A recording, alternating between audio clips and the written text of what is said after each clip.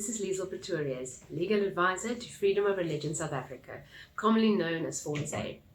Today I want to talk to you about a law that Parliament is considering making.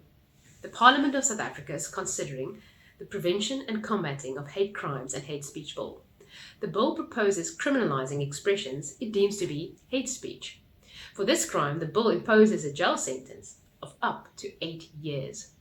So, what does the bill say hate speech is? In simple terms, the bill defines hate speech as an expression that 1. Is harmful or incites harm, and 2. Promotes or propagates hatred against 3. A group of people specifically listed in the bill. Let's take a closer look at hatred, the quintessential element of the crime of hate speech.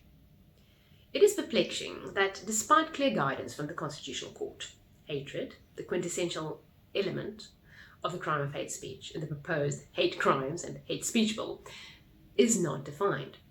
Surely, in order to know whether a person is guilty of hate speech or not, a court must be able to determine whether that person promoted or propagated hatred.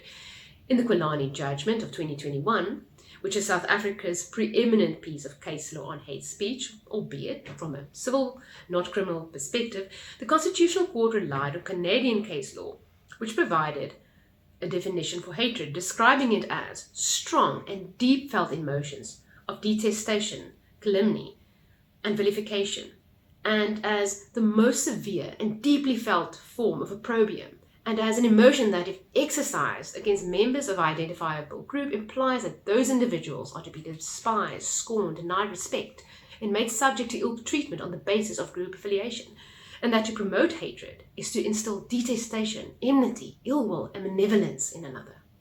The practical implication of failing to define hatred is that it will be up to the courts to decide what this element actually means, and importantly, whether it occurred in a particular case.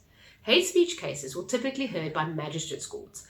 Leaving it up to a junior court to define the most essential element in a statutory crime is highly problematic, especially because the law should be so clear that Joe Public knows when he is breaking it beforehand. Hate speech cases will typically be heard by magistrates' courts. Leaving it up to a junior court to define the most essential element of a statutory crime is highly problematic, especially because the law should be so clear that Joe Public knows when he is breaking it beforehand.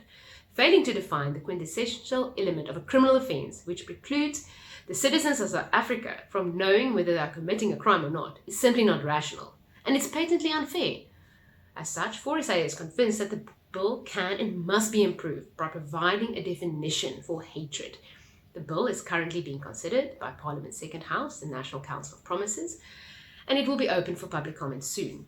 4SA will continue to monitor the process and alert you as soon as the public comments are open.